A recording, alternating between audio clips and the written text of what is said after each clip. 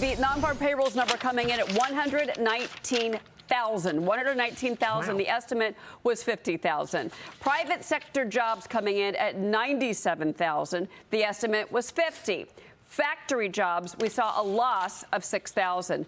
Government jobs, a gain of 22,000.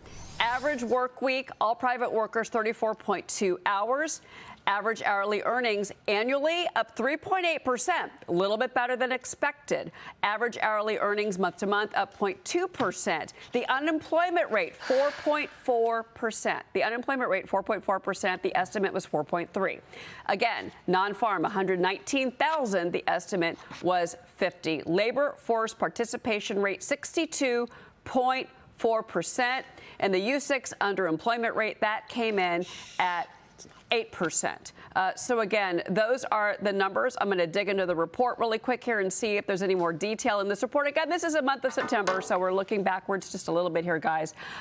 But they are saying that we did see trending up employment, healthcare, food services, drinking places, social assistance. Job losses occurred in transportation and warehousing, and it's mentioning the government, although I'm seeing a small gain. I saw that gain here in the government report. So I'm going to send it back to you all for instant reaction. September numbers, of course, but still we have data, Maria, nonetheless. Now, Cheryl, I'd like to know about wage growth, which is what Stephanie wants to focus on. But I'm looking at a market that is strengthening in the face of these better than expected numbers. To me, this looks like a very strong report. This is a very strong jobs number at a time that people were questioning jobs strength here. Steve Moore, your reaction. Yeah, I agree. And I agree with what Jerry was saying. I think people are underhyping this economy big time. I mean, we're seeing huge investment numbers. We're seeing, as Jerry was saying, we're great consumer spending numbers. I mean, if consumers are so dour, why are they all running out spending money at such a brisk pace? We have a number that's coming out on Tuesday. Maria, I won't tell you the exact number, but it's real median income for the first 8 months, way up. Americans are better off financially. We're seeing a lot of investment in the United States. People are spending, and 100,000 is twice what we thought we would see on jobs. So I am very happy about this report, and I think investors should be too. Yeah, for sure. I mean, Mark Tepper, you got look at this number. I mean, we were expecting 50,000 jobs. We're getting 119,000 jobs. I'd call that a blowout. Yeah, I mean, that's a really high number. Now, to Stephanie Pomboy's earlier point, like, I don't know how made up that number's been because it's been fairly inaccurate over the course of the last several years. And I think one of the major takeaways from the government shutdown is it really reinforced the fact that private enterprise is better than the government at pretty much everything, which includes tallying jobs numbers. A lot of investors had really been placing more emphasis on looking at independent reports like ADP or Challenger or things like that.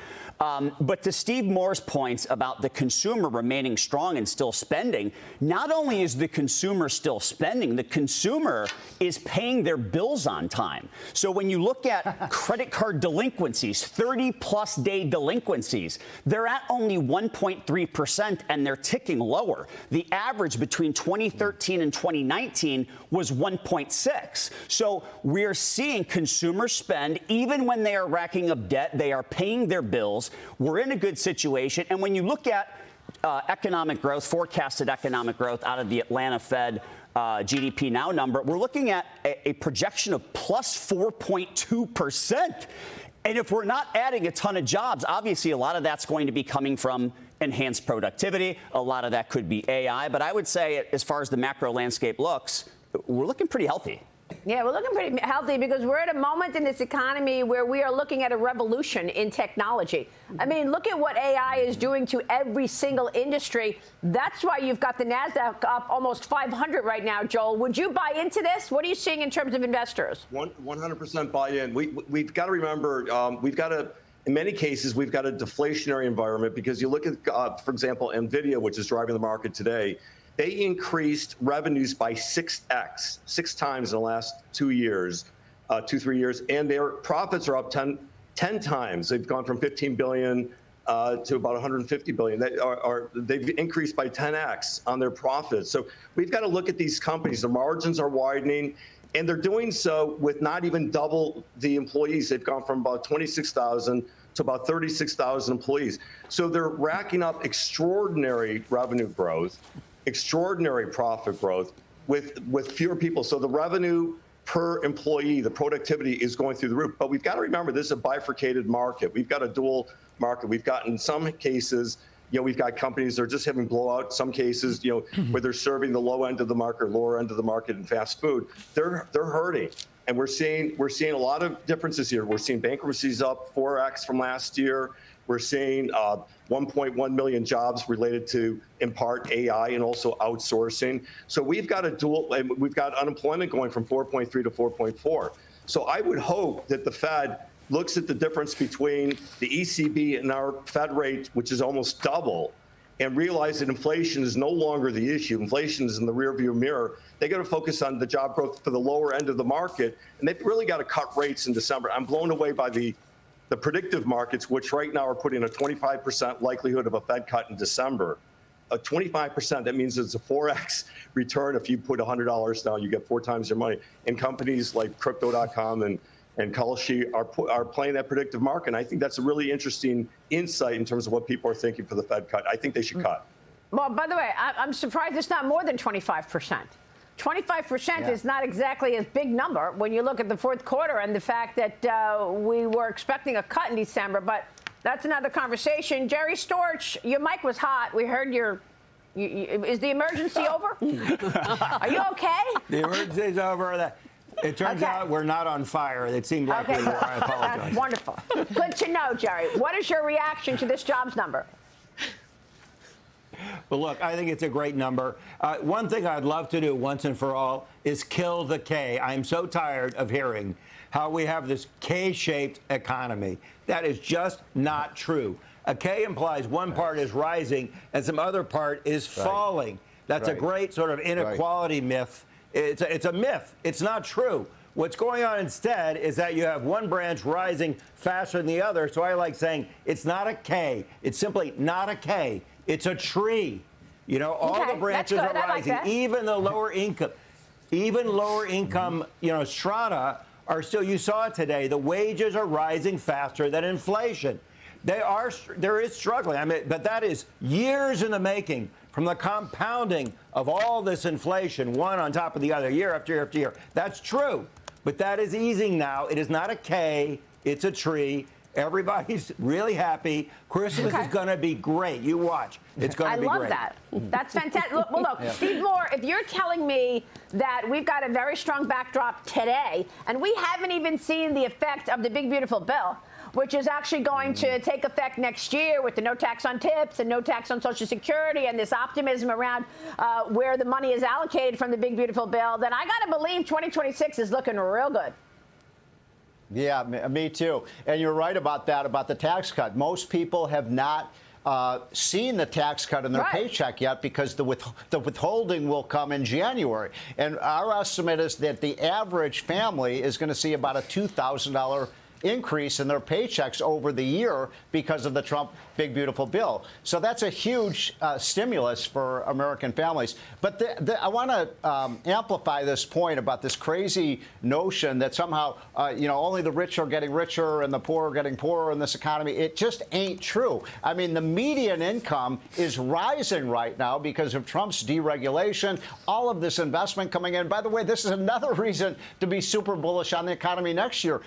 Even if Trump is off by a factor of 10, if we have about $400 new billion coming into the American economy being invested on top of the investment boom we've already seen. And that's the big part of the picture here, Maria. The seed corn for a growing economy is investment in plant, equipment, manufacturing, research and development. And those numbers are really good in the GDP report. So whatever Trump is doing, it's working. I don't understand. I have to say, I'm confounded by some of these numbers. Fox just came out with a report today that Trump's poll numbers are not very good on the economy. I mean, there's a kind of disconnect between what's really happening with the economy and the way people feel about it.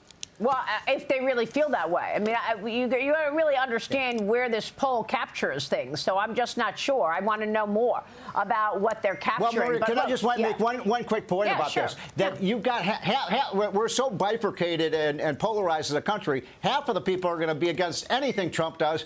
He could give us the Garden of Eden and they wouldn't like it, right? So yeah, that's exactly right. Cheryl, do you have any new info on the wage growth or any other data points from this report? Well, average hourly earnings actually, again, jumping a little bit better than expected year over year, 3.7%. But I started to dig into kind of where the specific numbers were as far as, the specific jobs.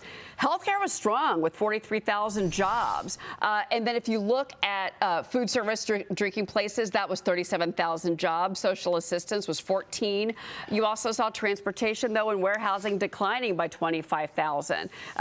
Warehousing and storage, couriers and messengers. But one of the things that y'all were talking about with regards to the Fed, Jay Powell has come out and said that, hey, we're driving in the fog. But then Christopher Waller said, I still advocate for a December cut, and we have the data. We are economists. We are capable of pulling data from other sources. We've talked about that. The other thing, I think, to reiterate here is, it's not that we're not going to get something from October. We're just not going to get it until December 16th, because what BLS has told us they're going to do, they're going to combine October and November, make it one large report, and at least we're going to get PPI next Tuesday. So we're starting to get that data trickle out, which is good.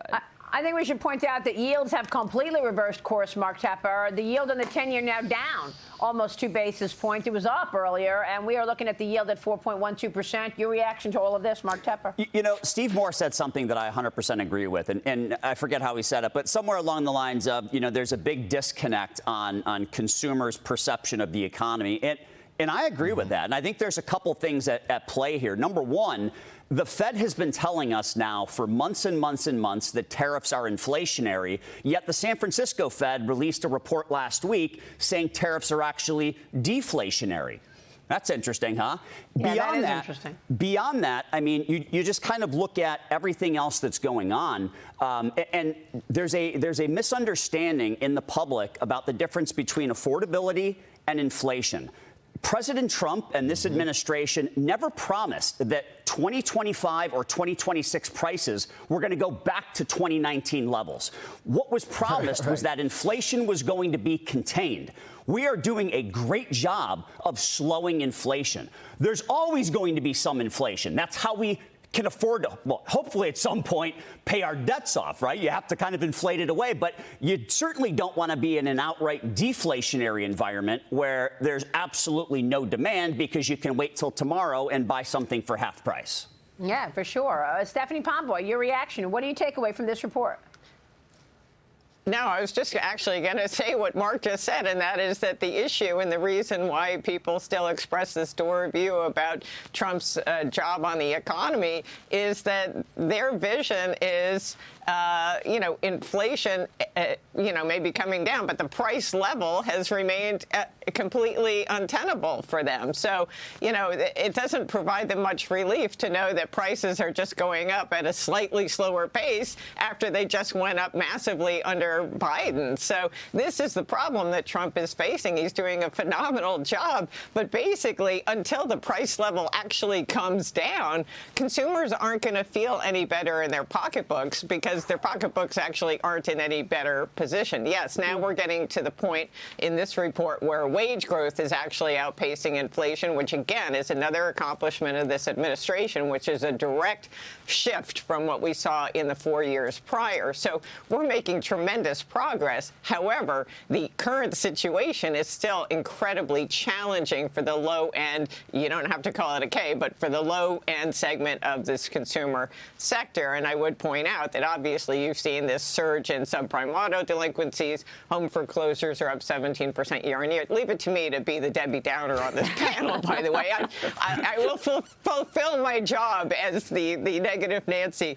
And to just add on to that, one thing that wasn't noted in the employment report that just hit was that yet again, they revised down the July and the August numbers. So we're still dealing with the problem of measurement for this payroll survey. And I wish so so badly that E.J. Antoni had been, appointed to be the new head of this agency, because he would have turned this thing around in no time whatsoever. But clearly, we've got to address the issue with this payroll survey, because, this birth-death thing needs to be adjusted. There are a lot of problems, and we're seeing it again. July and August, I think the cumulative downward revision was around 30,000. Cheryl, you can check me on that.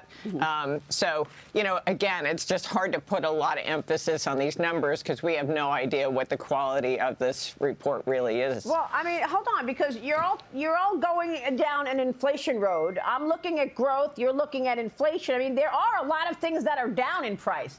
Oil prices are down, interest rates are down. There's a lot of cost of, regular items that have actually come down a lot. I know that we've still got issues with beef, Maria, and we've got some issues with food as well. But who's jumping in? Cheryl? No, that was Stephanie, actually. I was jumping in. Let her take it away. Go ahead. I strongly agree with those discrete declines in prices, but interest rates are up from when the Fed cut rates. So we do have mortgage rates are up, junk bond yields are up, the 10-year yield is up. So, the Fed funds rate is the only rate that's lower. Why? Okay, that's fine. I would argue. Yeah, why, though? If there's an expectation that the Fed is going to cut rates, especially when President Trump puts his new chairman in there next year, why would rates be up then, Stephanie? Well, I think this is the bigger issue, and it's one that remarkably doesn't get addressed, and everyone is sitting here tapping their fingers waiting for the next Fed rate cut as if it matters. It doesn't matter. It hasn't mattered so far. It won't matter in the future because we're in this era of what I would call, people refer to as fiscal dominance, where the debt has become so enormous that pulling on that Fed funds lever is not succeeding in convincing people that it's a wise decision to lend to the federal government that has these runaway deficits and debts and no real program to address it. Now, tariffs were an effort to kind of rein that in. I think, this stablecoin reserve, there are a lot of things that they're doing around the edges to try and rein in the deficit, and obviously Doge. I mean, there's so many things that the Trump administration has rolled out to try to bring this under control. But ultimately, it comes down to Congress to rein in spending. And, we're just seeing that they just can't seem to get it together. Yeah. And I think that's the obstacle for the Fed right now, is that they can cut rates all they want. They're not going to be able to bring the 10-year yield lower outside of enlisting their balance sheet again and starting some form of yield curve control. And as a side note, I would suggest that's what gold has been sniffing out for over a year now. Well, look at this market, Stephanie. The Dow Industrials are up 407. The Nasdaq's up 510 right now. Obviously, investors are buying into this idea that things are going well. I guess the point I was making, Jerry, was that there are certain things that are problematic, but there are specific reasons for that. Like there's an issue with cattle right now. That has sent beef prices higher. There's an issue with supply and housing. That has sent housing prices higher. It's not all the same issue when you look at some of these price moves. But the president's fixing that, Maria. Sorry to jump in, but President Trump is fixing that. They're going to be doing more imports coming in from South America to bring beef prices down, more support for those cattle ranchers. Yeah. Jerry?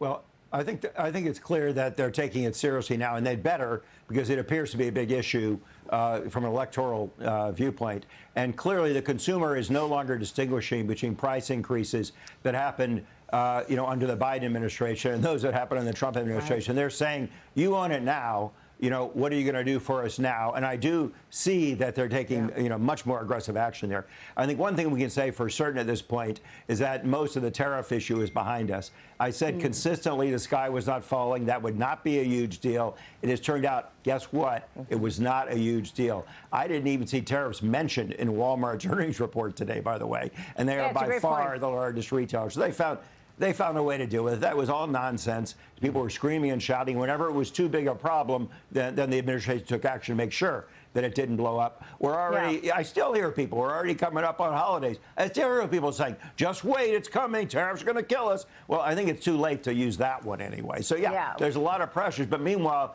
this AI boom is spectacular. You know how many startups there are? Do you know how much money is being spent on infrastructure? Quit talking about losing jobs. Look at all the jobs it's creating. Yeah, great point. I'm so glad you made it, because this is what I was suggesting earlier. We're in a different economy today, Mark Tepper. I mean, this revolution that is underway with AI, whether it means the incredible number of startups that are happening as a result of this, or how industries are changing because of AI, it's hard to compare today's economy than any other economy. You're looking at different metrics. That's why you've got the NASDAQ up 517 points and up year to date. Yeah, and I mean, AI is obviously positively impacting productivity, which is leading to faster economic growth. And look, you know, I can tell you, I agree that Congress needs to rein in the spending, but at the same point in time, we really need to be focused on economic growth. We need to increase the top line. We need to increase revenues. And the only way to do that is to ensure that we're growing the taxable base. I mean, that's so important for us to do. When you think about non-discretionary spending, Social Security, Medicare, Medicaid, defense, interest on our debt, all of those things combined exceed the amount of tax revenue that's coming in. If you want to increase tax revenue, obviously, you need to make sure that you are doing everything you can to grow the economy, and AI has been one of those bright spots. Now, what I will say about AI, some of the criticism has been the destruction of these middle management, white-collar jobs in corporate America, and that's getting a lot of the headlines. However, I can tell you in my conversations with other young presidents' organizations members, YPO members, one of the biggest issues they're facing beyond high interest rates and accessing capital at an affordable rate is the fact that they've been boxed out of hiring key talent since the pandemic. I mean, during the pandemic, all of these big corporations, they just went buck wild and they hired everyone they possibly could. They overpaid. And now they've got bloat and they're releasing some of it. And my guess is that not immediately, but once interest rates start to come back down, capital becomes more affordable, small businesses will finally get that chance to start adding that key talent. That's not going to happen tomorrow. That might not happen in the first quarter of next year, but I do believe that happens next year at some point. Joe, how do you see investors reacting? Yeah, go ahead. I was just going to add something to that, and that's exactly reacting. I see it. Yeah, hold on, guys. Joel, how do you see investors reacting to this? Thank you, Steve. 1 minute. So first of all, the jobs report is not driving the markets today, and probably won't be driving it for the remainder of the fourth quarter. I mean, NVIDIA was kind of the final stamp in terms of tech, saying AI is real, growth is real, revenue productivity is real, and we're seeing the market's really driven by the handful of companies. We talked about the Mag 7, for a couple of years now. It's really the mega caps are driving the market. But as Mark said, it's going to start to trickle down. We're going to see greater growth among the mid caps, small caps, probably in 2026. So this is starting to trickle down. We're seeing a lot of entrepreneurial activity, some because they perceive opportunity in the marketplace, and some because they're forced out or they're not getting jobs if you're a young person graduating. But we're seeing greater entrepreneurial activity. We're going to see the markets, I think, for the remainder of the year really rallying from here. They took a big hit early part of November, last part of October. We're going to see it recover. And I think we're going to have a greater likelihood of a rate cut in December. I may be the minority voice in this. All right, but I see December having a rate cut. Steve Moore. A couple of points. Number one, on the AI, I agree entirely with the analysis. I just put one more point on this. Not only does AI dramatically increase productivity, but guess what? It's disinflationary because it means you make more things with lower costs. And so that's something that is going to be depressing inflation and bringing it back down again, which is something we want to see. A second point, we've been talking about this 4% growth that we've seen in the U.S. economy over the last 6 months. I want to contrast that with what's happening in the rest of the world, where look at Europe is flatlined, Japan is flatlined, China's in a mini depression right now. It's pretty incredible. We're carrying the rest of the world on our shoulders, which is because of what Trump is doing, and the rest of the world has to follow his lead of lowering taxes, lowering spending, deregulating their economies. A final point, if I may, about the employment situation. The people who are least optimistic about the economy right now, Maria, are young people, the 18 to 30-year-olds. And I've been scratching my head wondering, well, why is that? And one reason is that these kids are graduating. I call them the snowflake generation. They're graduating from college, and they have degrees in political science and sociology and psychiatry, ethnic studies. Employers don't want that. They don't care. They want people who know how to do things. It's a real negative mark against our universities that they're churning out kids who are not ready for this new economy. Yeah, well, that's true, because you got to get the right training. And when it comes to training, exactly. You know, where is it? I mean, we're seeing increasing numbers of companies, though, train employees on AI, which I think is very positive. Cheryl. Yeah, no, in fact, there's now universities that are coming out with programs that are specifically, and it's an AI degree. That's exactly what they're going to do to train this younger generation. But to Steve's point, you know, it's going to be tough. The May 2026 graduating class is going to have a rough road, because in the layoffs that we have seen happening in corporate America, a lot of those have been those white-collar jobs. What do you do when you lay off, though? You cut from the top and you cut from the bottom. And when you cut from the bottom, those are recent graduates that are in entry-level jobs. If those are taken out of the mix, they're unemployed. A new college graduate in May is unemployed. You're going to have a lot of competition in that market. It is going to be, to his point, they're going to need really solid degrees to really make it when they get out of school. Well, I'll tell you, this market is on fire this morning, Stephanie. And since you have been the cautious one in the group on markets and in the economy, I got to ask you, would you sell into a NASDAQ that is up 505 points right now? I mean, I'm going to decline to answer that and tell you instead that gold has and will continue to outperform the stock market. Let me just dazzle you with some numbers as the doomsayer here on the panel. Gold is up 53% this year. The S&P is up 12%. So, you know, you can have your market knock yourself out. As for AI, you can have that, too, because the gold miners are up 102% this year, and NVIDIA's up 38%. So well, these are very good stats. Enjoy your time with AI, enjoy your time with the stock market, but gold has massively outperformed and will continue to do so. So in real terms, everyone who's buying into this stock market here is losing money. But, you know, I look at gold. That's not sexy to talk about, so I'll just sit down and sit in the corner with my gold and my little bars. You know what is sexy? You know what is sexy? A melt up in stocks, okay? That's what I call sexy. A melt up in stocks, which is what we've seen. Yeah, and we've seen it all. You know, you said it's not sexy. You said gold is not sexy. But the melt up in stocks has been. That's what I'm saying. I just don't want to get in front of this train, okay? I'm just not going to get in front of this train, Mark Tepper, because this is strong, like nobody's business, being led by a revolution in AI. That's my point. Well, that's good. You've learned your lesson. I'm happy because to not be sexy. Let me just say that. Maria, is good. the people who tried to get in front of this train, a la Michael Burry, have been wrong, right? I mean, Michael Burry was trying to heavily short NVIDIA and Palantir, and now he's pretty much thrown in the towel on those. So, no, you don't want to get in front of this. Obviously, this AI theme, it's going to continue. Yeah, investors are going to become more discerning, but overall, it's still there. Jerry, let me get the final word from you, because we're approaching the holiday season right now. You said it's going to be a great Christmas and holiday shopping season. What categories do you want to buy going into the holidays? What do you think is going to be hottest? What sectors?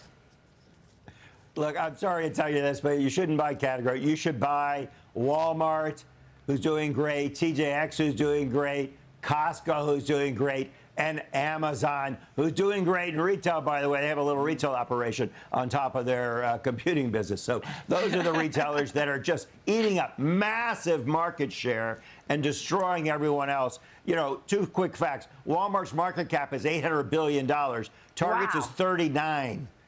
TJX is $162 billion. Target's is 39. All right. Ross I like Stores is bigger than Target. We got to jump. We got to jump. Hey, the market value of NVIDIA, last time I checked, close to $5 trillion. Just saying. All right, Stephanie Pomboy, Jerry Stewart, Steve Moore, Joel Schulman, Mark Tepper, Cheryl Casoni. Thank you, everybody. Great show. Great to see you. Markets are higher at the highs of the morning, 30 minutes before the opening bell. Have a great day, everybody. See you again tomorrow.